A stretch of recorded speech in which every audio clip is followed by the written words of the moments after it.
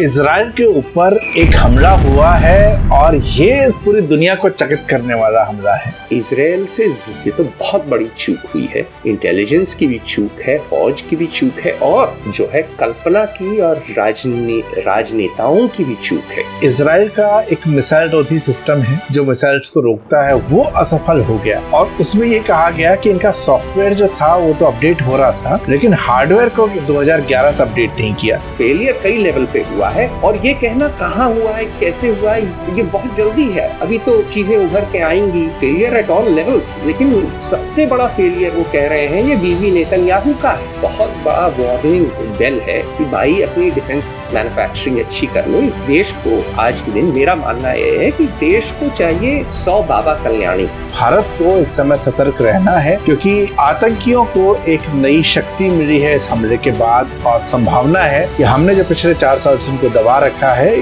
कहीं वो उभरने का प्रयास करें।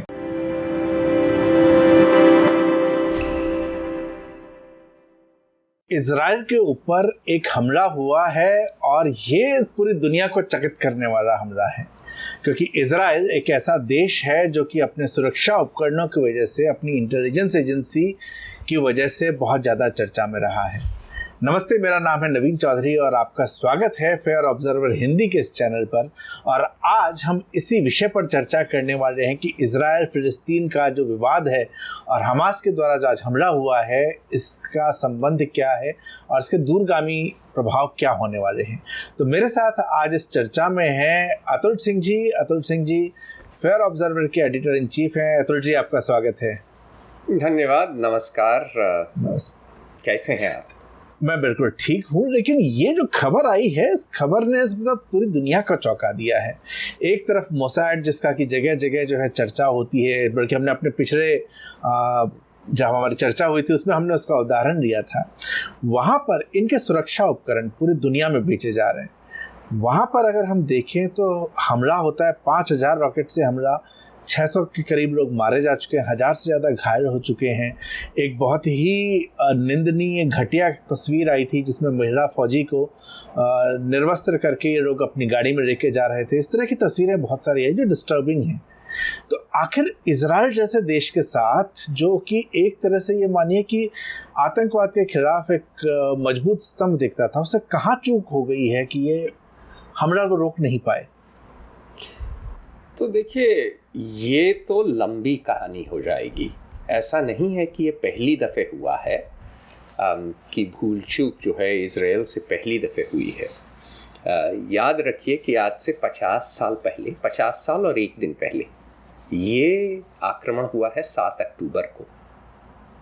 6 अक्टूबर को 1973 में, आज से 50 साल और एक दिन पहले आक्रमण किया था इजिप्ट और सीरिया ने। वो सिनाई पेनिनसुला और गोलान हाइट्स। और उस समय जो है काफ़ी शुरू में हालात बुरे हो गए थे इजराइल के लिए। फिर इजराइल ने जो है कमान ठीक से संभाली और उसके बाद जो है उन्होंने जो है काउंटर अटैक किया इजिप्ट में और ढकेला जो है वापस सीरिया को। और आज तक जो है उस लड़ाई के बाद, और उस लड़ाई नहीं, असल में 1967 की लड़ाई के बाद, जो 6 दिन की लड़ाई हुई 6 डे वॉर के बाद, उसके बाद इजराइल सबसे सशक्त राष्ट्र है मिडल ईस्ट कह लीजिए या उस मेडिटेरेनियन रीजन का, पूर्वी मेडिटेरेनियन रीजन का। इजराइल के ऊपर है लेबनान, जिसका तो हाल बेहाल है, सबको पता है। लेबनान से तो अब लोग भाग रहे हैं, महंगाई है। जॉर्डन की इकोनॉमी भी कोई अच्छी नहीं है। आप जो है ऊपर चले जाइए, जो है टर्की, जो कि पुराना इंपीरियल पावर था, ये सारे तुर्की इलाके थे वर्ल्ड वॉर 1 तक, उसकी भी इकोनॉमी बुरे हाल है। इजिप्ट आ जाइए तो बेरोज़गारी बेइंतहा है, फौज का शासन है।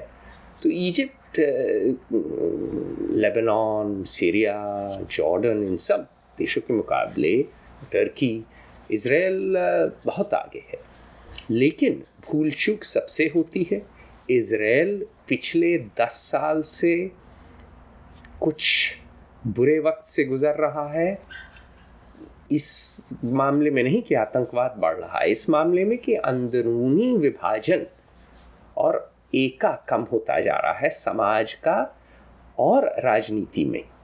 और इज़राइल से ये तो बहुत बड़ी चूक हुई है, इंटेलिजेंस की भी चूक है, फौज की भी चूक है, और जो है कल्पना की और राजनेताओं की भी चूक है, क्योंकि राजनेता आपस में ऐसे कुत्ते बिल्ली की तरह लड़ रहे हैं इतने महीनों से, तो उनके पास समय ही नहीं रहा है मूल मुद्दों पे ध्यान देने का। फौज ने तो इनको बताया था कुछ हो सकता है, इतना बड़ा होगा ये तो नहीं बताया, कब होगा ये तो उनको पता नहीं था।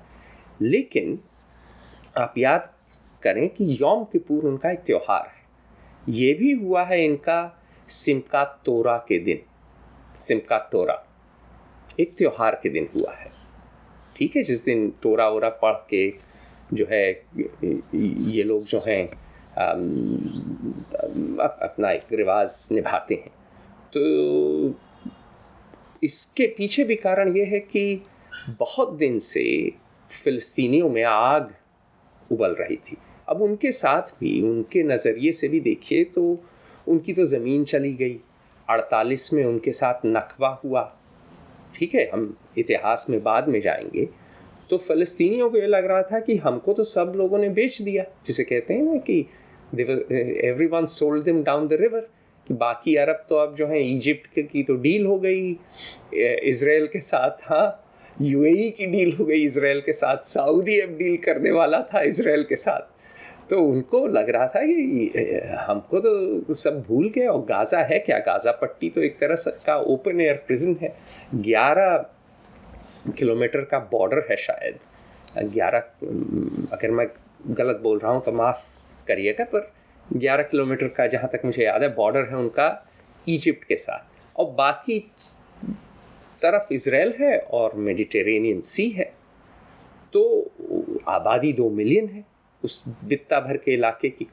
तो वहाँ जो है हुआ क्या है कि वहाँ कट्टर इस्लाम बहुत ज़ोर से फैल गया है, और इसलिए भी फैला क्योंकि फतह जो यासर अराफात की पार्टी थी, जो अब अबू माज़न चला रहे हैं, वो तो चोरों की बारात है, वो कभी दिन है कभी रात है। तो उनसे लोग त्रस्त होके दुखी हो गए, भागे हमास के पास, और हमास तो कट्टर है और हमास चाहता था हंगामा, और हमास ने अच्छा ऑपरेशन किया है, इसमें कोई शक नहीं, गजब ऑपरेशन किया है। फेयर ऑब्जर्वर जो है वो टाइमलाइन के लिए, इस वेबसाइट के ऊपर जो टाइमलाइंस हैं वो बड़ी खूबसूरती से आती हैं। तो हम इस पे और बात करें उससे पहले मैं चाह रहा हूँ कि एक छोटा सा, क्योंकि हमारे बहुत सारे दर्शक अब युवा भी जुड़ रहे हैं इस चैनल में, जब मैं एनालिटिक्स को देख रहा था तो उन युवा दर्शकों के लिए मैं चाहता हूँ कि थोड़ा सा अगर आप टाइमलाइन बता सकें कि ये पूरा विवाद इजराइल फिलिस्तीन का क्या है, और हम फिर दोबारा से वर्तमान हमले के ऊपर बात करेंगे। देखें नवीन, कहीं आप मुझे मेरे पुराने प्रोफेसरों से पिटवाएं ना, इस पे किताबें लिखी गई हैं इस किताबें हमारे पुराने ऑक्सफोर्ड के प्रोफेसर से लिखी हैं। अब मैं आपको जो है 2-3 मिनट में जो भी टाइमलाइन बताऊंगा वो तो अधूरी होगी, तो बाद में पढ़ेंगे मुझे जो है जूते कि बाबू तुमको इसी दिन के लिए पढ़ाया था कि ये भी भूल गए वो भी भूल गए। लेकिन मैं प्रयास करता हूँ, ठीक है जी। इसमें ये है कि हमारी जनरेशन है ना, ये 1 मिनट वाली जनरेशन है, तो हमें प्रोफेसर्स को बताना पड़ेगा कि इनको 2-3 मिनट के अंदर ही जो है हमें चीजें समझानी है। जी चलिए प्रयास करते हैं साहब। हाँ, तो देखिए एक बात ध्यान करिए कि 19वीं सदी बड़ी ही अलग थी आज के समय से। 19वीं सदी में क्या होता है, 19वीं सदी में साहब एम्पायर्स कोलैप्स करना शुरू करते हैं। यूरोप के ब्रिटिश एम्पायर तो बढ़ रहा है, विदेश मतलब भूरे लोगों पे, काले लोगों पे, पीले लोगों पे राज कर रहे हैं, लेकिन अंदर जो एम्पायर है, ऑस्ट्रो हंगेरियन एम्पायर, हाँ, रशियन एम्पायर, ऑटोमन एम्पायर, ये सब जो हैं खटाई में इनके सितारे आ गए, सितारे गर्दिश में आ रहे हैं। नेशनलिज्म बढ़ रहा है, हर आदमी को अपना एक नेशन, हर कौम को अपना एक नेशन स्टेट चाहिए। वो मॉडल 1648 से आता है, वेस्टफेलिया से। अब यहूदी लोग इसके पहले कहाँ रह रहे हैं? इसके पहले यहूदी लोग रह रहे हैं द पेल में, ठीक। अब आप बताइए द पेल क्या है? ये रशियन एम्पायर का भाग है। इसमें पोलैंड, लाटविया, लिथुआनिया, यूक्रेन और बेलारूस हैं इसमें। एक ज्यूश कवि ने कहा कि पेल में अगली लाइफ थी, भाई ठंडी जगह है और इनके साथ जो है भेदभाव बहुत था, और ये जो अगली लाइफ थी, it tested like lukewarm soup without salt और स्पाइस। अब भारतीय आदमी को के लिए तो ये तो रौरव नर्क है कि आपको आपको सूप मिल रहा है, ना नमक है उसमें, ना कोई मसाला है? तो हुआ ये कि पोग्राम्स लॉन्च किए ज़ार्स ने, इनको मारने ही लगे, और जिसे कहिए हुलिया टाइट किया। ऐसा पूरे यूरोप में यहूदियों के खिलाफ, ज्यूज के खिलाफ बड़ा डिस्क्रिमिनेशन हुआ। 1492 में स्पेन ने इंक्विजिशन लॉन्च किया, सबको निकाल ही दिया। जहाँ जहाँ ज्यूइश लोग थे, इनके साथ काफ़ी बुरा सलूक हुआ, क्योंकि लोग कहते थे कि ये तो जीसस के मर्डरर हैं। तो अब हुआ ये कि तो ये लोग भागने लगे, भाई इतना जो है जब जान पे पड़ाएगी तो भागेंगे। तो 1914 के पहले यूएस में ज्यूइश पॉपुलेशन 250,000 से 3 मिलियन पहुंची। काफ़ी बड़ा, ये देखिए 10 गुना से ज़्यादा जो है इनका नंबर बढ़ गया। अच्छा, यूके में 60,000 से 300,000, ये आंकड़े बहुत ज़्यादा, 3 लाख। ये जो है आंकड़े बहुत ज़्यादा नहीं लगेंगे भारत में, हमारी आबादी इतनी है, या चीन में भी, लेकिन ये 5 गुना, आप मल्टीपल्स में सोचिए, 5 गुना नंबर बढ़ गए। तो उसी समय एक थियोडोर हर्ज़ल नाम के नेता उभरे, ये ज्यूइश नेता थे। 1897 में इन्होंने, और ये वियना के जर्नलिस्ट थे, उस समय वियना ज्यूइश कल्चर का केंद्र था। गुस्टाव क्लिम्ट वियनीज थे, जो कि इतने बड़े पेंटर थे। सर्जन्स बहुत से ज्यूइश थे, क्योंकि क्रिश्चियनिटी में ये था ना कि आपको लाश वाश नहीं काटनी है। तो वियना उस समय ज्यूइश हाई कल्चर का एक शहर था, जैसे आज न्यूयॉर्क है। तो वहाँ पे एक पत्रकार थे थियोडोर हर्ज़ल, उन्होंने पहली ज़ायनिस्ट कॉन्फ्रेंस की, और उस कॉन्फ्रेंस में उन्होंने कहा कि एक ज्यूइश होमलैंड बनाएंगे। और पहली आइडिया ये नहीं थी कि होली लैंड में जाएंगे, कहा था युगांडा में ज़मीन खरीद के युगांडा में बनाएंगे।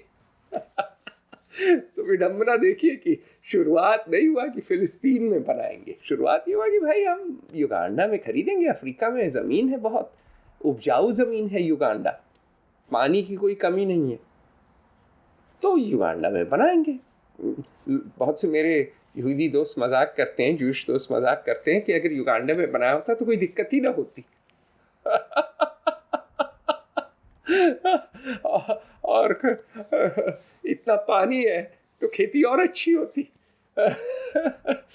तो अब हुआ ये कि ये ज़ायनिज़्म का एक मूवमेंट शुरू हुआ, क्योंकि देखिए ज्यूइश कल्चर अलग चीज़ थी, लोग थे अपना जो है धर्म पालते थे, अपना जो है अपने तौर तरीके जो है पीढ़ी दर पीढ़ी का पालन करते थे, और जो है चल रहा था ज्यूइश कल्चर। लेकिन जो है अब आया ज़ायनिज़्म, और ज़ायनिज़्म का मतलब ये हुआ कि भाई जो ज्यूज़ हैं वो एक राष्ट्र बना। ठीक है, अब ये लोग तो छितराए हुए थे बहुत जगह, तो ये बनाए किधर? अब हुआ ये कि खाइम वाइजमैन नाम के एक आदमी आए वर्ल्ड वॉर वन में। तो अब 1871 के बाद कुछ ही जो है 1871 के बाद 1914, तो 3 ही दशक हुए ना, जो चार दशक हुए, 43 साल। हाँ, तो जब वर्ल्ड वॉर वन बिल्कुल फट गई, तो उसमें क्या हुआ, मज़ेदार चीज़ कि चूँकि टेक्नोलॉजी में काफ़ी लोग पढ़े लिखे तो थे ही, अच्छे थे। खाइम वाइजमैन नाम के जो हैं इनके जो हैं केमिस्ट थे, वो एक प्रोसेस इजाद किए थे एसीटोन बनाने की। और एसीटोन क्यों चाहिए था भाई? आपको एसीटोन चाहिए था बम धमाके के लिए, एक्सप्लोजिव्स के लिए। तो जो है, और इसको इन्होंने ब्रिटेन को दे दिया बिना किसी पेमेंट लिए लड़ाई के टाइम। तो बहुत बड़ा एहसान कर दिया। तो लॉर्ड जॉर्ज, उन्होंने फिर, जो कि उस समय प्रधानमंत्री थे, बहुत अच्छे वक्ता थे वो, उन्होंने कह दिया कि this was the fountain origin of the famous declaration about the national home for the Jews in Palestine. तब इन्होंने बैलफूर डिक्लेरेशन, उस समय जो बैलफूर साहब थे, जो आर्थर बैलफूर साहब थे, उन्होंने जो इनके फॉरेन सेक्रेटरी कह लीजिए उस समय ब्रिटिश एम्पायर के, उन्होंने कहा कि हम एक ज्यूइश होमलैंड पैलेस्टाइन में बनाएंगे। और पैलेस्टाइन में क्यों बनाएंगे? क्योंकि वहाँ जेरूसलम है, वो होली सिटी है ज्यूस का, और ऐतिहासिक तौर पे यहाँ पे यहीं से ज्यूस जो है शुरू हुए थे, यहीं उनकी सभ्यता थी। फिर जो है इनको जो है मार-पीट के भगा दिया गया, रोमन एम्पायर आया, फिर इस्लाम आ गया। तो अब वक्त आ गया है कि ब्रिटेन उनको वापस जो है एक उनका होमलैंड दे देगा। अब चक्कर ये है कि ये जो है ज्यूइश सपोर्ट सिर्फ ब्रिटेन में नहीं, यूएस और रशिया में भी जीतने के लिए इन्होंने किया। और इस कारणवश भी किया कि इनको डर था कि जर्मनी ना सपोर्ट कर दे। उस समय तक हिटलर पैदा नहीं हुआ था। बहुत से ज्यूस तो जर्मनी के लिए लड़ रहे थे ना, फ्रिट्ज हाबर, वो भी शायद ज्यूश थे। अगर मैं गलत हूँ तो चेक कर लीजिएगा, माफ़ करिएगा, पर मेरे ख्याल से वो रहे ना हो, लेकिन बहुत से जो है ज्यूश लोग ऑस्ट्रिया, हंगरी और जर्मनी के लिए लड़ रहे थे और सब उनका सपोर्ट चाहते थे। तो अब इस चक्कर में जो है वायदा तो हो गया, लेकिन अब अंग्रेज़ जो हैं एक असमंजस में पड़ गए, क्योंकि अंग्रेज़ों ने कह दिया कि डार्लिंग, मैं तुमसे भी प्यार करता हूँ। मैं और दूसरे कन्या के पास गए, उनको बोला डार्लिंग तुमसे भी इश्क है और मैं तुम सब से शादी करूँगा। अब चक्कर ये है कि उनको जो है भारत के मुसलमानों की तरह 4 शादियाँ अलाउड नहीं थी, वो टर्की के मुसलमानों की तरह उनको एक ही शादी अलाउड थी और वो सबको वायदे कर गए। क्योंकि वर्ल्ड वॉर वन में लॉरेंस ऑफ अरेबिया गए थे, उन्होंने अरबों को कहा था तुमको अपना वो मिलेगा देश, टर्की को हम उखाड़ फेंकेंगे। और उस पर पिक्चर भी बनी, लॉरेंस ऑफ अरेबिया, हॉलीवुड ने बनाई। वो पिक्चर तो खैर वाहियात है एक तरह से, लेकिन जो असलियत ये है कि लॉरेंस ने बड़ा गजब ऑपरेशन किया। सारे अरब कबीले उनके साथ जुड़ गए, सोना भेजा ब्रिटिश फॉरेन ऑफिस ने, और जो है एक तरफ तो अरबों को बोला कि आपको अपना देश मिल जाएगा, आज़ादी मिल जाएगी, दूसरी तरफ यहूदियों को बोला आपको अपना मिल जाएगा। तो वही ज़मीन 2 लोगों को उन्होंने वायदा कर दिया है कि हम तुमसे भी शादी करेंगे, तुमसे भी करेंगे, और फिर फंस गए। अच्छा, और लालच कि ऐसा कि आज़ादी किसी को नहीं दी, खुद हड़प गए। ऑटोमन टेरिटरी अंग्रेज और फ्रेंच आपस में बंदरबाट कर गए, साइक्स पीको जिसको कहते हैं। ये 1916 में ही तय कर लिया था इन घाघ लोगों ने। तो इन्होंने इनको शादी किसी से नहीं करनी थी। ये असली जो है प्लेबॉय निकले जेम्स बॉन्ड की तरह कि भाई ऐसा है कि तुमसे भी इश्क है, तुमसे भी प्यार है, तुमसे भी मोहब्बत है, लेकिन असल में क्या है कि जो है चाहिए इनको था कि सब जो है सारा ऑटोमन जो उस्मानिया एम्पायर था वो ब्रिटिश एम्पायर का भाग हो जाए और कुछ फ्रेंच को मिल जाए। अच्छा याद करिए, पहला मास मूवमेंट जो होता है वो खिलाफत मूवमेंट है इंडिया में, नॉन कोऑपरेशन मूवमेंट, ठीक। और उसमें गांधी जी जुड़ते हैं और उसकी पूरी लॉजिक क्या है कि आप खलीफा को वापस लाइए टर्की में। अच्छा मज़ेदार चीज़ ये है कि कोई अरब नहीं चाहता था खलीफा, हमारे हिंदुस्तान पाकिस्तान बांग्लादेश के मुसलमान चाहते थे खलीफा वापस। तो मैं हमेशा मजाक करता हूँ कि हम जो है अरबों से ज़्यादा उस समय मुसलमान बन रहे थे और गांधी जी शायद उस समय थोड़ा भ्रमित हो गए थे, कुछ ज़्यादा ही सेंटी आ गए थे। तो खैर वो तो अलग बात हो जाएगी, लेकिन ये है कि 1919 में वर्साई के बाद हुआ ये कि इमिग्रेशन बढ़ गया, बहुत ज्यूज आने लगे। अच्छा जब 30s में हिटलर आ गया जर्मनी में, तब तो वाकई खौफ था और उसने तो किया भी होलोकॉस्ट, तो इमिग्रेशन और बढ़ गया। अब जो वहाँ अरब थे उन्होंने कहा कि यार ये तो बहुत ज़्यादा आ रहे हैं, हमारा क्या होगा कालिए। तो 36 और 39 के बीच, 1936 और 39 के बीच बड़े रिबेलियन हुए और इन रिबेलियंस का कारण ये था कि उस समय तक जो है आबादी बदलने लगी थी और जो है फिर वर्ल्ड वॉर 2 हो गई।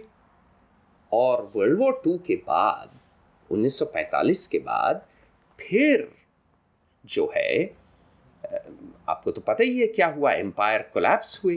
पहले भारत में हुआ 1947, हमको आज़ादी मिली, यहाँ इंडिया पाकिस्तान बना। पार्टीशन में देखिए कितनी मारकाट हुई। जिन्ना, खासकर मोहम्मद अली जिन्ना तो बहुत कट्टर निकले और उसका परिणाम आज तक चल रहा है। आज तक कश्मीर का मामला अब तो इस समय तो शांत है, लेकिन अभी तक सुलह तो नहीं हुई है ना। पाकिस्तान आज भी आंख गड़ाए बैठा है कश्मीर पे। तो अच्छा वहाँ क्या हुआ कि वहाँ पर भी ज्वालामुखी फट गया। इज़राइल में इरगुन एक एक्सट्रीमिस्ट गैंग था, उसने तो होटल की बॉम्बिंग की, ठीक है, बड़ी बड़ी मशहूर बॉम्बिंग की, ठीक है, जिसमें बहुत लोग मरे। और अरब तो वैसे ही नाराज़ थे, तो यूएन ने कहा कि एक इज़राइल बना देते हैं, क्योंकि होलोकॉस्ट हुआ था, इतने मिलियन ज्यूज़ मारे गए, 6 मिलियन मारे गए।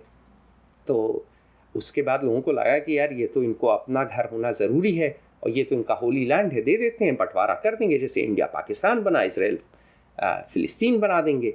अब हुआ ये कि, लेकिन एक अंतर था कि पाकिस्तान जब बना और पाकिस्तान ने कश्मीर पे हमला बोला, तो 4 और देश नहीं थे जो पाकिस्तान के साथ भारत पे चढ़ बैठे।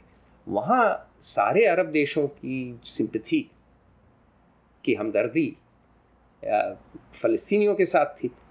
तो इज़राइल के बनते ही 48 में सबने धावा बोल दिया और इज़राइल को दाद देनी होगी, गजब लड़े और उन्होंने लड़ के देश बनाया।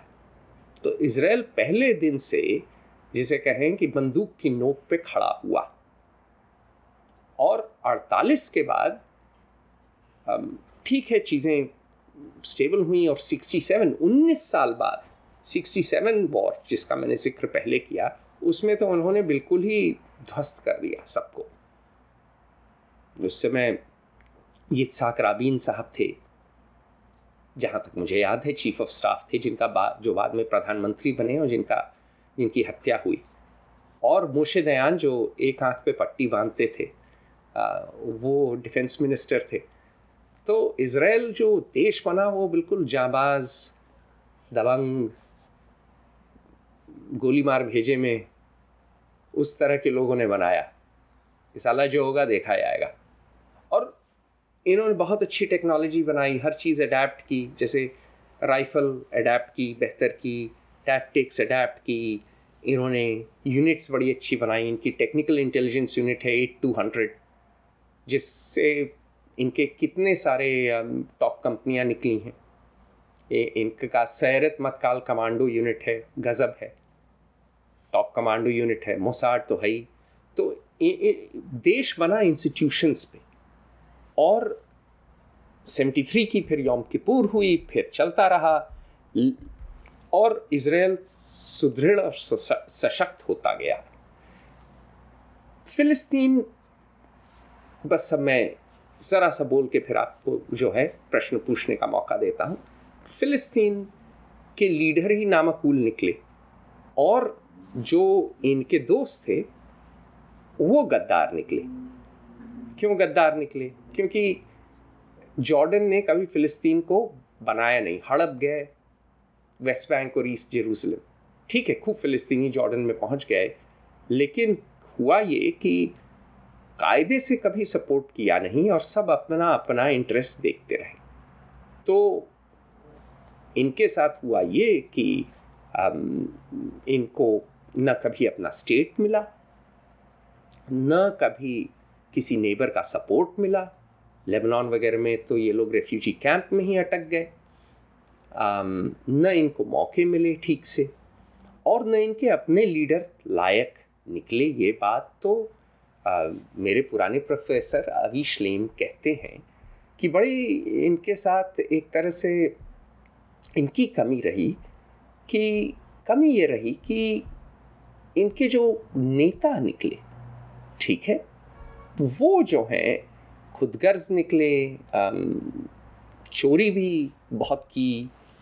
और ये 1930s से जो मुफ्ती थे इनके, वो हिटलर के साथ हो लिए, अल हुसैनी नाम था। उसके बाद PLO का फॉर्मेशन हुआ, तो यासर अराफात, मतलब अब वो म्यूनिक ओलंपिक्स में इजरायली एथलीट्स की हत्या की। तो ये लोग जिसे कहें कि टेरर यूज़ करने लगे। और उससे क्या हुआ कि अगर मान लीजिए गांधीवादी रहते, या मान लीजिए कि एक वाकई इन्होंने कायदे से मूवमेंट किया होता, तो लोगों की हमदर्दी तो रहती, और भारत की थी। भाई लोग भूल जाते हैं इंदिरा गांधी कितना गले से लगाती थी यासिर अराफात को, तो वो भी समाना था। पर धीरे धीरे इन्होंने अपने जो है पुअर लीडरशिप और थोड़ा दुर्भाग्य, और इज़राइल सशक्त भी होता चला गया, तो अरब देश भी धीरे धीरे इज़राइल के साथ रिश्ते बनाने लगे। इजिप्ट ने बना लिया 1979 में, फिर बाकी उन्होंने धीरे धीरे बनाए। अभी एब्राहम अकॉर्ड्स हुए UAE इत्यादि के साथ। अभी सऊदीया बात कर रहे थे, सऊदी अरेबिया इज़राइल से नॉर्मलाइज होने वाले थे रिलेशंस। तो आज के दिन आते आते इज़राइल बड़ा सशक्त हो गया। फ़लस्तीनी 2 जगह रह गए, वेस्ट बैंक और गाज़ा में, लेकिन खुमार बहुत है और वो उबल के निकल गया अभी। और 2021 में 11 दिन की लड़ाई हुई थी।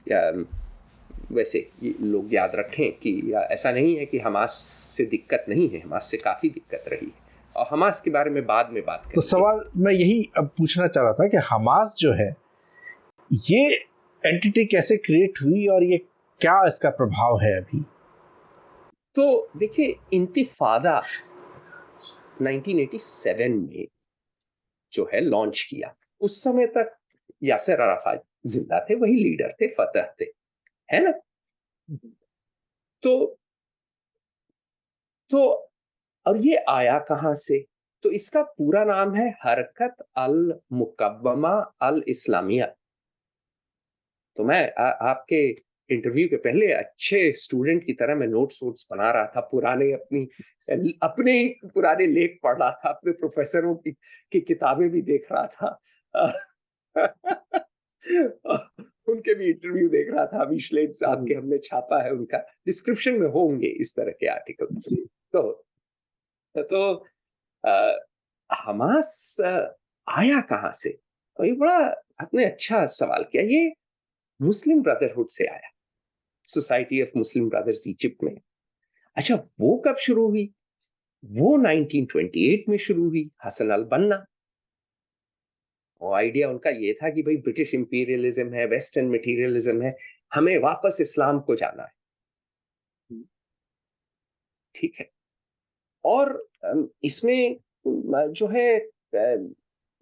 है चूंकि इजिप्ट इतना चोरों का देश है, इजिप्ट के जनरल और पाकिस्तान के जनरल भाई हैं, दोनों लूट मार के खाए आते हैं सब कुछ देश में। मतलब सब चीज उन्हीं के लिए होती है। जैसे हमारे देश में आईएएस है, वैसे दीमक की तरह चाट जाता है हर चीज, वैसे ही इजिप्ट और पाकिस्तान में फौज है। तो मिलिट्री रूल वगैरह रहा है, उसके पहले भी जो एलिट्स थी, नहीं भी था जब, तो भी जो है जब किंग विंग थे तो बड़ा करप्ट था, इनकी एलिट बड़ी करप्ट रही है इजिप्ट की। तो उससे क्या है कि लोग ढूंढते हैं ना कि भाई क्या विकल्प हो सकता है। एक विकल्प है कि आप डेमोक्रेटिक हो जाइए, ठीक, कि भाई हर आदमी के पास वोट हो, बराबरी हो, आपका स्टेट बेहतर हो। पर इस्लाम में कट्टरपंथी का जो है ट्रेडिशन तो है, ये तो कोई नकार सकता नहीं है, उभर के आता रहता है। भाई बामियान ही उड़ा दिया, क्या जरूरत थी बामियान बुद्धों को उड़ाने की? लेकिन वो है क्योंकि बुद्ध परस्ती नहीं है ना, काफी यही है ला इलाहा इल्लल्लाह मोहम्मद अल रसूल अल्लाह, कि भाई एक ही अल्लाह है और मोहम्मद है। उसमें जगह नहीं है ज्यूस के लिए, जो ग्रीक गॉड थे, उसमें जगह नहीं है, या इंद्र के लिए, कृष्ण के लिए तो बिल्कुल ही नहीं है, रासलीला के लिए तो कोई स्कोप नहीं है। so, और लक्ष्मी दुर्गा सरस्वती तो बिल्कुल ही कबूल नहीं है, मतलब उनके तो सर भी नहीं ढकेंगे। तो तो एथीना भी नहीं है जिसके नाम पे एथेंस है। तो तो थोड़ा कट्टरपंथी का ट्रेडिशन है, तो लोग कहते हैं कि भाई, और सीधी बात यह है कि इस्लाम एक तरह का अर्ली सोशलिज्म भी है ना, लोगों को देता है मौका कि आप मस्जिद में कंधे से कंधे खड़े हो जाएं। तो अगर आप एक करप्ट एलिटिस्ट सोसाइटी में हैं, तो इस्लाम एक तरह से सोशलिज्म की तरह बड़ा जो है प्रभावित करता है लोगों को। तो लोगों ने कहा कि यार फ्रेंच रेवोल्यूशन और रशियन रेवोल्यूशन से अच्छा था हमारा 1300 साल पहले का इस्लामिक रेवोल्यूशन, उसमें बराबरी आई। अच्छा, और मजेदार चीज ये है कि सैयद कुतुब 2 साल अमेरिका गए, ये भी एक नेता थे, हसन अल बन्ना, तो सैयद कुतुब, और 1948 टू 1950 ये अमेरिका में थे। और अमेरिका जाके इनको जो है खासकर अमेरिकी लड़कियों का के हाव भाव बिल्कुल पसंद नहीं आए। इनको लगा कि बहुत ज्यादा सेक्सुअलिटी है। ये सैयद कुतुब की जबान है जो मैं आपको जो है पढ़ता हूँ, ठीक है। ये इन्होंने कहा कि the American girl is well acquainted with her body's seductive capacity. She knows it lies in the face and in expressive eyes and thirsty lips. She knows seductiveness lies in the round breasts, the full buttocks, and in the shapely thighs, sleek legs, and she shows all this and does not hide it. तब ये जैसे कहिए America से बिल्कुल react कर गए, ये बिल्कुल कट्टर इस्लाम पे चले गए, और इनका बड़ा प्रभाव पड़ा। ये जो है मुस्लिम ब्रदरहुड के थे, इनको असल में फांसी लटकाई गई क्योंकि इनको जो है प्रेसिडेंट गामल अब्दुल नासिर तो सोशलिस्ट थे उस जमाने में, और नासिर और नेहरू ने नॉन अलाइन मूवमेंट शुरू किया था टीटो के साथ, ठीक। तो ये लोग तो सोशलिस्ट थे। तो ये साहब गए अमेरिका, इन्होंने कहा कि ये भाई अमेरिकन कैपिटलिज्म, वेस्टर्न मटेरियलिज्म और ब्रिटिश इंपीरियलिज्म सब बुरा है और इस्लाम पे ही जाते हैं, और मतलब अच्छा है कि भाई भारत नहीं आए, नहीं तो ऋषि रंभा मेनका हमारे यहाँ तो, रति हमारे यहाँ तो, ये जो है ट्रेडिशन रहा है, कामसूत्र का ट्रेडिशन रहा है, ये तो बौरा ही जाती। तो अब चक्कर ये है कि ये हार्ड कोर जो इजिप्ट में मुस्लिम ब्रदरहुड बना, और मुस्लिम ब्रदरहुड की अभी कुछ दिन पहले सरकार भी थी, याद करिए आप, मोर्सी राष्ट्रपति भी बन गए थे, अरब अपराइजिंग्स हुई है ना।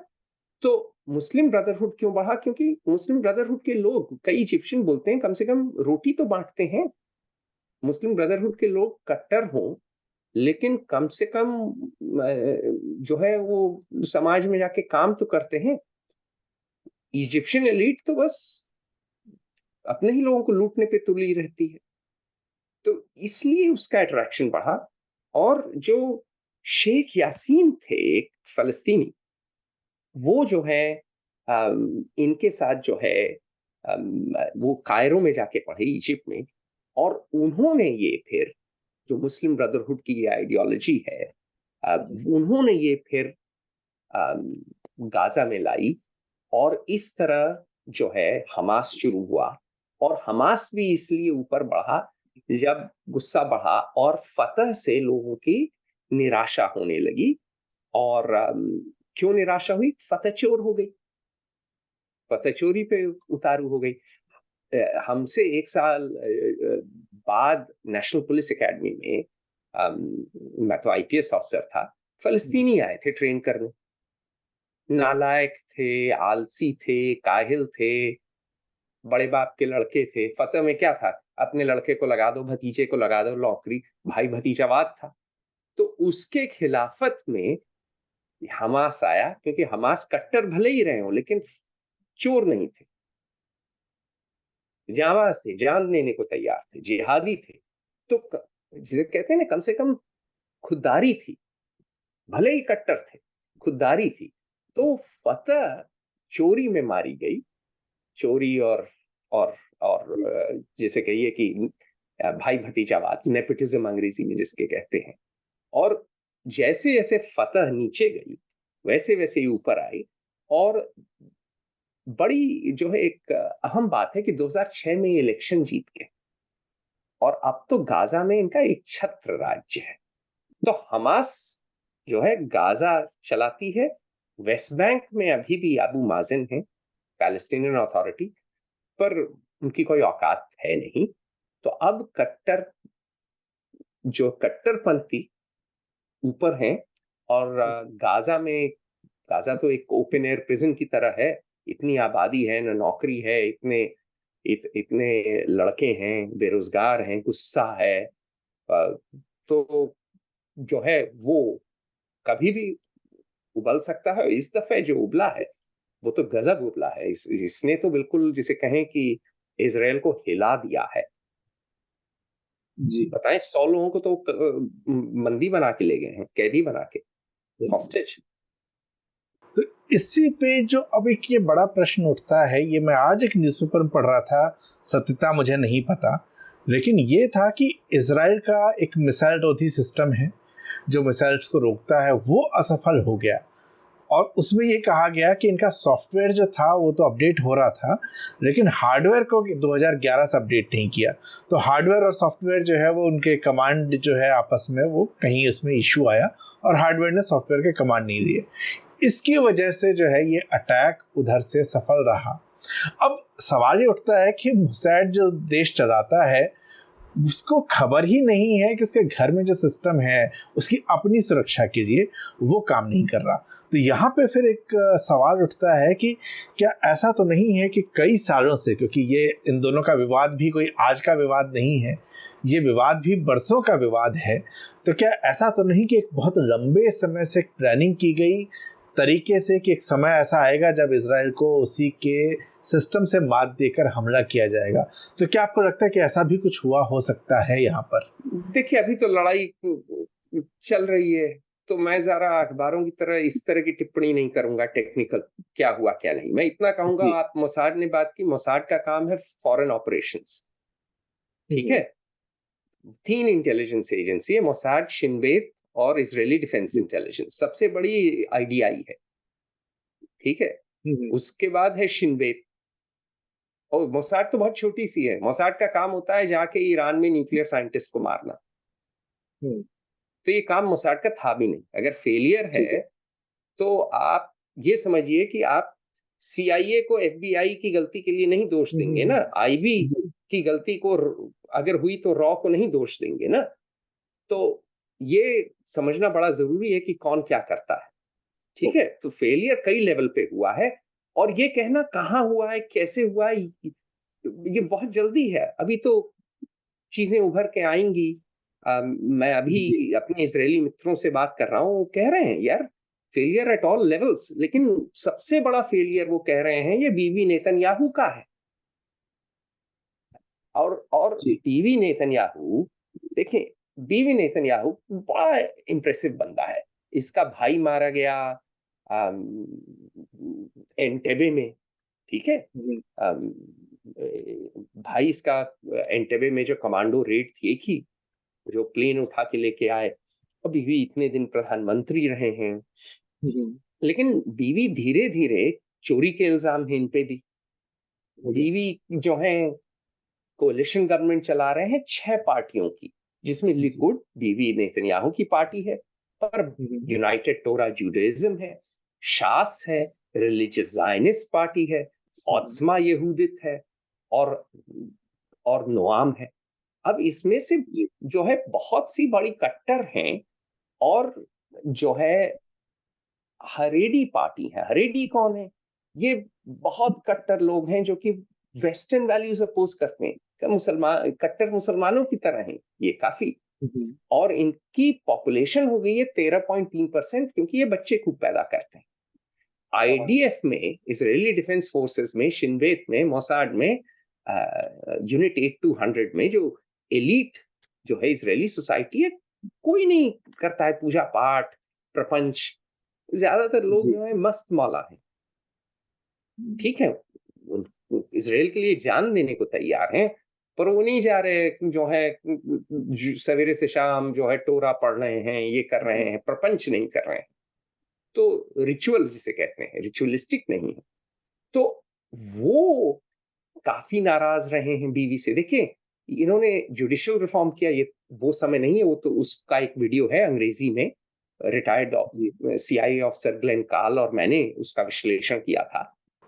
तो मैं यहाँ पर ये एक जुडिशरी वाला ये सवाल, क्योंकि आपने जो पॉइंट कहा, मैं इसमें जो इनके गठबंधन है इसके ऊपर भी एक प्रश्न मेरा है। लेकिन जो जुडिशरी वाला जो पहली पॉइंट है जो आपने अभी कहा, मैं इसके ऊपर भी एक बात करना चाह रहा हूँ, क्योंकि ये इंटरनल इश्यूज भी इनके बहुत ज़्यादा आए हैं। और ये इंटरेस्टिंग है कि सबसे लंबे समय के प्रधानमंत्री रहे, वहाँ पर मजबूत रहे हैं। तो अब ये जो जुडिशरी को जो चेंज करना चाहते हैं, असल में वहाँ से एक विरोध आई, डॉक्टर ने हड़ताल कर दी, अखबारों में वो, यहाँ पे हमारे टीवी स्क्रीन काली हुई थी, वो अखबार में काले ऐड आने शुरू हो गए। अच्छा, ये भी बताया जाता है कि इजराइल का अपना कोई संविधान नहीं है, तो सुप्रीम कोर्ट ही लोगों का सहारा था। तो जिस नेतन्याहू के ऊपर इतना भरोसा लोगों ने इतने वर्ष तक किया, तो अब जो है, क्या ये उस गठबंधन की मजबूरी है या कहीं और कुछ कमी हो रही है कि उन्हें न्यायिक व्यवस्था के ऊपर ये सारा का सारा चेंज जो है वो करने की जरूरत पड़ रही है, ताकि न्यायिक व्यवस्था कहीं ना कहीं कमजोर हो जाए और उनके कंट्रोल में रहे? देखिए, बहुत दिन कोई भी सत्ता में रहता है तो उसका धरातल से पांव खड़े आता है। आप एक चीज भूल गए, आपने हड़ताल बोली डॉक्टरों की। आपको पता है कि 1000 इजरायली एयरफोर्स रिजर्व ऑफिसर्स ने धमकी दी थी कि हम ड्यूटी पे नहीं आएंगे, और 10,000 इजरायली डिफेंस फोर्स के रिजर्विस्ट ने कहा, और इसराइल में कंपल्सरी मिलिट्री सर्विस है, बहुत छोटा देश है और सबके लिए है, महिलाओं के लिए है और पुरुषों के लिए, दोनों के लिए है। और 10,000 ने कहा कि हम भी नहीं आएंगे ड्यूटी पे। इजरायली एयरफोर्स और आईडीएफ में बगावत आ गई थी। जी तो समाज बड़ा विभाजित है भैया। पुरानी कहावत है ना, united we stand, divided we fall, है कि नहीं? कि जी आप बताइए कि जो है, अगर आप के यहाँ फूट है, भारत में एक फूट थी, तो 10,000 आदमी लेके आए आते थे। गजनी कितने आदमी लेके आया? 17 दफे आया। घोरी कितने आदमी लेके आया? ठीक है, हिंदुस्तान में तो तुर्कों ने राज किया, फिर पश्तूनों ने राज किया, फिर मुगलों ने राज किया। फारसी थी जबान, फारसी 1858 तक, 1858 तक जबान थी। सारे लैंड रिकॉर्ड्स हमारे उत्तर प्रदेश में फारसी में हैं। किसी को पढ़नी आज आती नहीं, इसीलिए किसी को ये नहीं पता कि जमीन किसकी है, लैंड रिकॉर्ड्स है ही नहीं। क्यों? क्योंकि विभाजित थे। तो जूइश सोसाइटी भी बहुत विभाजित हो रही है। बीवी नेतन्याहू, ठीक है, देखिए थोड़े एक आर्ग्यूमेंट है कि लेजिस्लेटिव रिफॉर्म्स की जरूरत थी, ठीक। और क्यों जरूरत थी? कि भाई क्योंकि सीधी बात यह है कि वहां पे सुप्रीम कोर्ट लॉज फेंक देता है, फिर जो है कौन जज बनता है वो वही जज ही डिसाइड करते हैं। अच्छा, लीगल एडवाइजर्स हैं जो कि लॉ मुझे जो कि मिनिस्टर को बताते हैं कैसे चलना है। तो राइट विंग ने कहा कि देखो ये तो बहुत ज्यादा है, ये कंट्रोल लॉ का हमको रिफॉर्म करना है। लेकिन जिस तरह किया इन्होंने कि मतलब सब सारी कट्टर पार्टियों को लेकर, और बिल्कुल ही जुडिशियल सिस्टम जो कि इनका काफी अच्छा है, और जिनमें बीवी के ऊपर करप्शन चार्जेस हैं इस समय, ठीक है, और जो है लीगल सर्टेनिटी रही है, कॉन्टिन्यूटी रही है। इन्होंने जिस तरह उखाड़ फेंकने की कोशिश की, आप रिफॉर्म करिए पर प्रोसेस ठीक होनी चाहिए। इन्होंने जिस तरह की, समाज विभाजित हो गया। अच्छा, वहां कोलिशन पॉलिटिक्स रही है, आया राम गया राम सरकार रही है पिछले चुनावों के बाद। तो किसी के पास, किसी नेता के पास समय ही नहीं रहा है ठीक से सिक्योरिटी पे ध्यान देने का। और बीवी नेतन्याहू के बारे में लोग कहते, बहुत से लोग कहते थे कि हाँ ठीक है भाई, थोड़ी बहुत चोरी करते हैं, बीवी को बहुत शौक है इनकी पैसे का। अब हो सकता है सही हो ना हो, पर ये बात सारे जो है मेरे इजरायली मित्र करते हैं कि जो है मिसेस नेतन्याहू को पैसे का बहुत शौक है, और जो है बीवी जो है पैसा वैसा कमा लेते हैं कुछ जरूरत से ज्यादा। और इन्होंने काफी अच्छा काम किया था फाइनेंस मिनिस्टर। वो ये भी कहते हैं कि जब ये फाइनेंस मिनिस्टर थे बड़े अच्छे थे, इन्होंने इजरायली इकोनॉमी ओपन अप की, ग्रोथ कराई।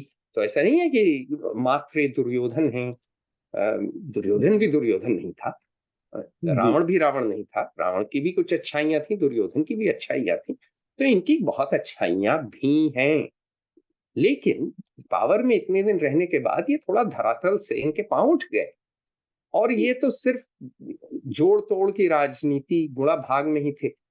और जो है इस जोड़ तोड़ की राजनीति में बात तो स्पष्ट है कि इन्होंने सिक्योरिटी से इनकी आंख उठ गई। देखिए, the buck stops with him, अंग्रेजी की कहावत है। अब आप कह दीजिए इसकी गलती उसकी गलती, अरे जब आप समाज में इतना विभाजन कर रहे हैं कि 1000 इजरायली एयरफोर्स के लोग और 10,000 आईडीएफ, इजरायली डिफेंस फोर्सेस, जो कि मतलब दुनिया में सराहे जाते हैं, ये लोग में कि हम आएंगे नहीं ड्यूटी पे, तब आप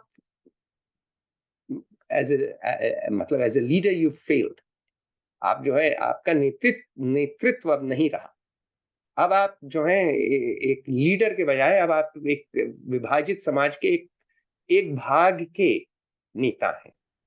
तो इन्होंने सत्ता के लिए, जिसे कहिए, इतने मदमस्त हो गए और इतने लोलुप हो गए सत्ता के लिए कि ये जो है काफी जो है कॉम्प्रोमाइज करने को तैयार हो गए। और इससे मुझे लगता है, इससे 2-3 चीज हुई। समाज विभाजित हुआ। अच्छा, आप सोच ही नहीं पा रहे कल के आगे, आपको तो यही नहीं पता कब गिर जाए सरकार, क्योंकि इसराइल में प्रोपोर्शनल रिप्रेजेंटेशन है। तो जिस पार्टी को 3% मिला उसको 3% सीट मिलती हैं। तो इतनी सारी छोटी पार्टी हैं। तो वही आप समझिए जैसे हमारे यहाँ जनता पार्टी आई थी, उसके बाद जनता दल आया था, और इतनी पार्टियां थी और जोड़ तोड़ की सरकारी रहती थी। तो ये आगे सोच ही नहीं पा रहा है, कोई ध्यान ही नहीं दे पा रहा है।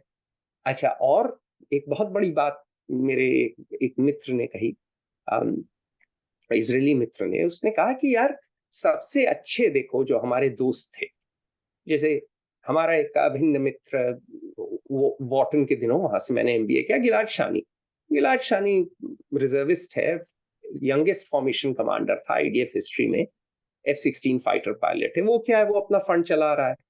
यूनी ग्राइफमैन, एक और मेरा मित्र हेलीकॉप्टर पायलट था, वो उबर का हेड बन गया इसराइल का।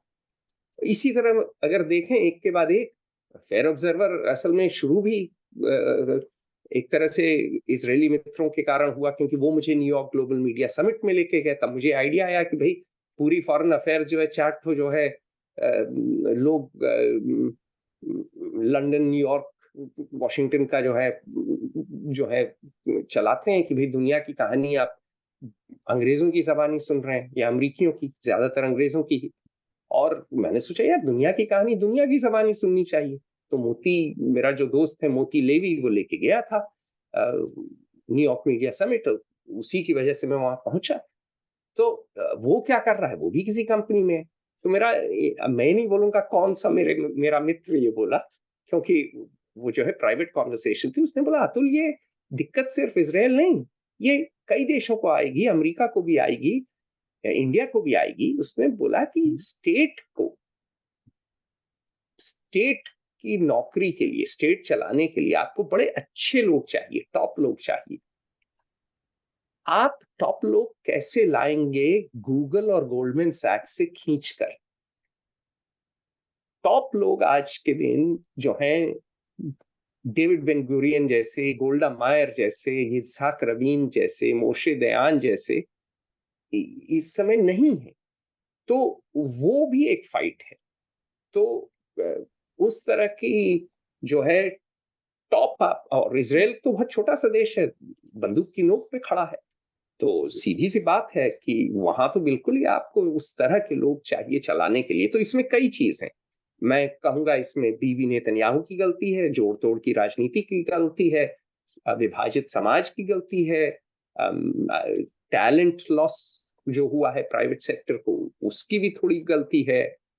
सीधी सी बात यह है कि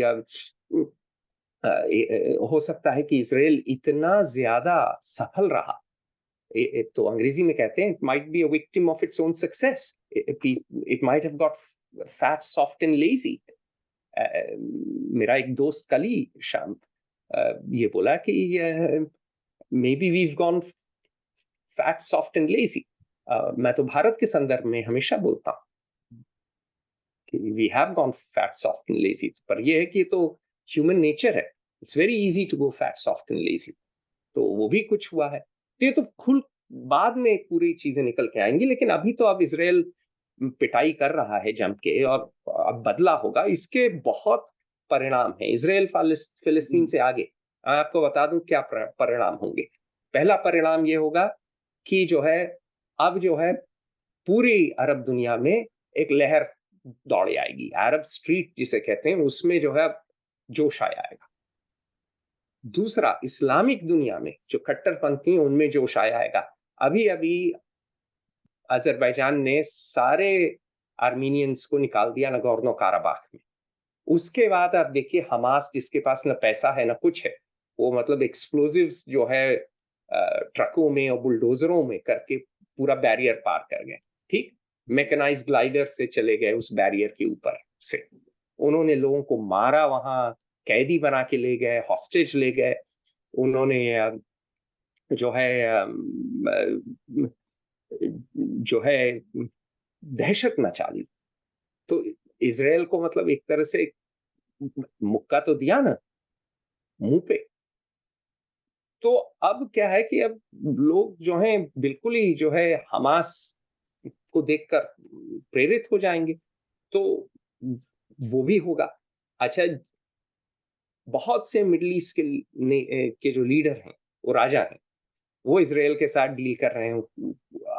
उनकी जो है लाइफस्टाइल आप देख लीजिए, यॉट है, ये है, वो है। अब चक्कर ये है कि हो सकता है ये अरब अपराइजिंग्स 2 हो जाए उनके खिलाफ, और जो इसराइल के साथ नॉर्मलाइजेशन था अब तो सऊदी कर नहीं पाएंगे, क्योंकि अब कितने फिलिस्तीनी बच्चे भी मरेंगे। एक मस्जिद अभी जो है बॉम्ब आउट हो गई। अब तो रिटेलिएशन में जब जेट जाएंगे तो कोलैटरल कैजुअलिटी तो होगी ना, कुछ बच्चे मरेंगे, कुछ महिलाएं मरेंगी। ये सारे वीडियो जो हैं पूरी अरब दुनिया में, पूरी मुस्लिम दुनिया में जाएंगे। उसके जाने के बाद लोगों में गुस्सा बढ़ेगा। तो अगर आप एक जो है मुस्लिम, खासकर अरब देश के नेता हैं, और आप इसराइल से डील करना चाहते हैं तो चोरी छुपे पर्दे के पीछे करेंगे। आप जो है जैसे कहिए कि बाहों में बाहें डाल के इसराइल के साथ खुल्लम खुल्ला घूम नहीं सकते। आजकल वो गाना नहीं गा सकते, आजकल तेरे मेरे प्यार के चर्चे हर जबान पे। अब चोरी छुपे प्यार करना पड़ेगा। तो मैं फिर इस पे एक तो खैर मेरा सवाल था जिसका जवाब आपने पिछले ही आंसर में दे दिया कि नेतन्याहू अब स्टेबिलिटी ला पाएंगे कि नहीं, पर वो आपने जो पिछले जवाब में दिए नेतन्याहू जाएंगे। देखिए, अभी लिकुड के नेता ने कहा कि एक नेशनल कोalition गवर्नमेंट कर लेते हैं, लेकिन बोला फार राइट को हटाओ। जी, क्योंकि उनका फार राइट, ये स्टेटमेंट उनका बड़ा इंटरेस्टिंग है। मैं जब उसमें पढ़ रहा था इनका टाइम्स ऑफ इजराइल में, तो उनका भी यही व्यू पॉइंट है। Yair Lapid Lapid announced that he would be willing to join a reduced professional emergency government, but that it would be impossible to manage a war with the extreme and dysfunctional composition of the current cabinet.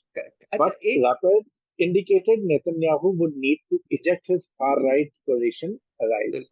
ये उनका एक view point है यहाँ पर। तो एक चीज समझिए कि ये जो हरेडी हैं, ये फौज में नौकरी नहीं करते, इनको एग्जेम्पशन है। क्यों? क्योंकि ये रिलीजियस पढ़ाई करते हैं। वो रिलीजियस पढ़ाई टैक्स पेयर सब्सिडाइज करता है।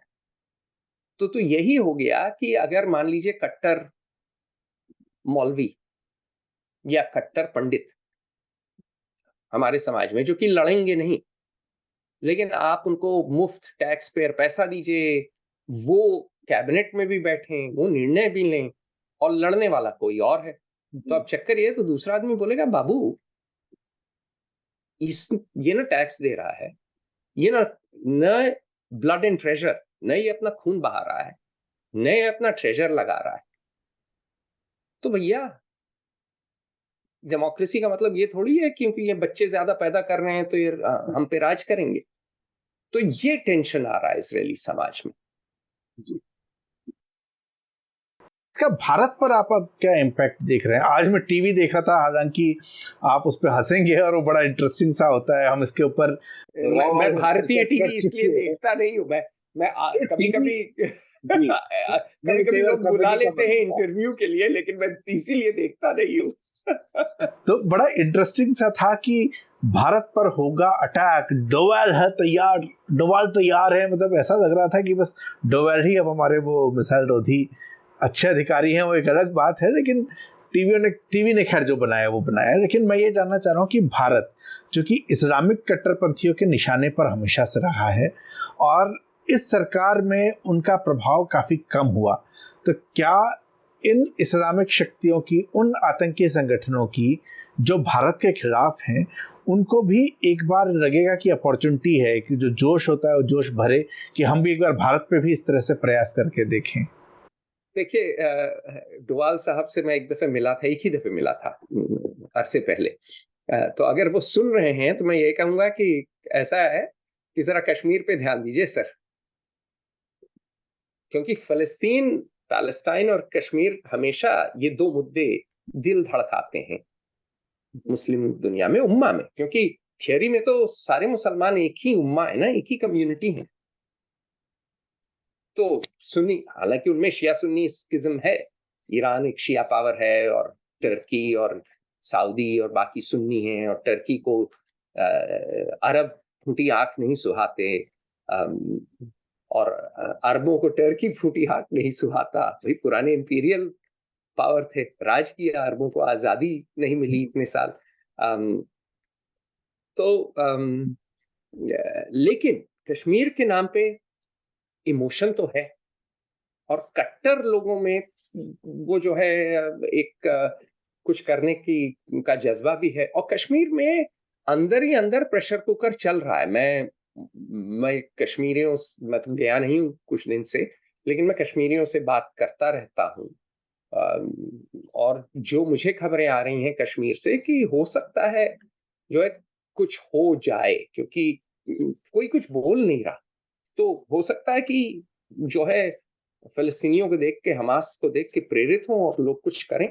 तो मैं तो यही कहूंगा, सिर्फ डोवाल को नहीं, जितने मेरे पुराने मित्र जो है आईपीएस वगैरह के देख रहे हैं, कि भाई जरा सा ध्यान दें और कुछ अलग सोचें, लीनियर न रहें, क्योंकि जो कुछ होगा लेफ्ट फील्ड होगा, सरप्राइज का एलिमेंट होगा, कोई नई चीज करने की कोशिश करेंगे वो, तो जो है ये एक जरूरी चीज है। लेकिन उससे बड़ी चीज देखिए, कट्टरपंथी तो जो है सो है, वो तो रहेगी। वो तो एक दिक्कत है हमारे यहाँ, कट्टरपंथी बल्कि कम है बाकी जगह से, लेकिन वो तो एक आज के दिन दिक्कत है। लेकिन हमारे लिए एक उससे बड़ा खतरा है, और वो खतरा इस्लामिक कट्टरपंथी से ज्यादा है डिफेंस सप्लाईज का। जी। हमारे 3 सबसे बड़े डिफेंस सप्लायर्स हैं, रूस, फ्रांस, इजराइल। 2 में से 3 अब अपनी लड़ाई लड़ रहे हैं। कल को चीन आपके सर पे बैठ जाए, पाकिस्तान कुछ हल्ला गुल्ला मचाने लगे, वो तो वैसे ही चीन का चंपू है। और मेरा एक वीडियो है इंग्लिश चैनल पे, 5 फ्रंट वॉर, ठीक, 5 फ्रंट वॉर है क्या ये, कि मान लीजिए एक और चीन, एक और पाकिस्तान, 2 लैंड बॉर्डर, ठीक, आपके 2 सी बॉर्डर। मुंबई के अटैक ने आप दिखा दिया है कि आपके आपका जो है तट सुरक्षित तो है नहीं, कितने शहर हैं जहां हंगामा हो सकता है। तो मान लीजिए वो हो गए 4 फ्रंट, ठीक। ये एडमिरल माइक बेकर जो यूएस के डिफेंस अटैचे हैं, वो ये 4 फ्रंट की बात वो भी करते हैं, वो एडमिरल हैं तो समुद्र की बातें सोचते हैं, ठीक, बात भी सही है।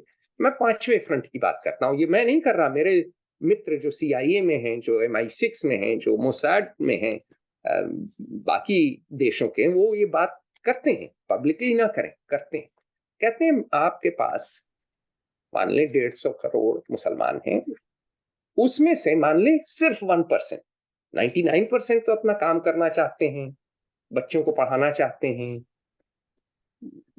उनको जो है कोई मतलब है नहीं जो है हंगामे से, ठीक। लेकिन मान लीजिए 1% रेडिकलाइज्ड है, काफी बड़ा नंबर है, 150 करोड़ में अब 1% हो जाता है 1.5 करोड़। उस 1% का 1% मान लीजिए कुछ करने लायक है, वो भी बड़ा नंबर है, ठीक है। 15,000 आदमी है, कोई अगर ट्रेन स्टेशन में हंगामा कर दे, ट्रेन की पटरी उल्टा दे, पावर स्टेशन उड़ा दे, किसी जो है शहर की पानी की सप्लाई में जहर डाल दे, बहुत चीजें हो सकती हैं। तो उस समय आपको जो है फौज कहाँ कहाँ रखनी है, और आपको डिफेंस इक्विपमेंट चाहिए, वो न रूस देगा न इसराइल देगा, क्योंकि अभी उनको निजी जरूरत है। तो मैं कहूंगा कि हमारे लिए ये जो लड़ाई, दोनों लड़ाइयां हैं, रशिया यूक्रेन और जो अभी इसराइल पैलेस्टाइन, ये बहुत बड़ा वार्निंग जो है बेल है कि भाई अपनी डिफेंस मैन्युफैक्चरिंग अच्छी कर लो। इस देश को आज के दिन, मेरा मानना यह है कि देश को चाहिए 100 बाबा कल्याणी मैन्युफैक्चरिंग। देश को IAS वाईएस नहीं चाहिए, IAS IPS वैसे भी कुछ करते वर्ते नहीं। देश को चाहिए इस समय बाबा कल्याणी जैसे मैन्युफैक्चरर्स, टॉप क्वालिटी प्रोडक्ट बनाने वाले, और खासकर जो है डिफेंस के फील्ड में, कि आप स्वावलंबी हो, आत्मनिर्भर वाकई हो, आप प्लेन बना सकें, शिप बना सकें, न्यूक्लियर सबमरीन बना सकें, स्मॉल आर्म्स बना सकें। फैक्ट्री लगी है यूपी में AK लगाने की, पर हथगोले वगैरह तो हम अच्छे बना ही रहे हैं।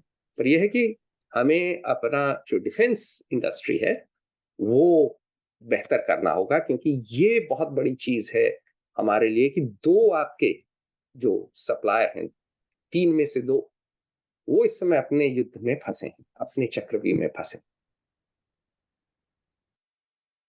तो आज की चर्चा का ये निष्कर्ष अभी है, क्योंकि जो इजराइल और फिलिस्तीन की लड़ाई है इसके बारे में हमने अतुल जी से जाना, लेकिन जो सबसे महत्वपूर्ण बात आज की इस चर्चा की अतुल जी ये है कि भारत को इस समय सतर्क रहना है, क्योंकि आतंकियों को एक नई शक्ति मिली है इस हमले के बाद, और संभावना है कि हमने जो पिछले 4 साल से उनको दबा रखा है, कहीं वो उभरने का प्रयास करें।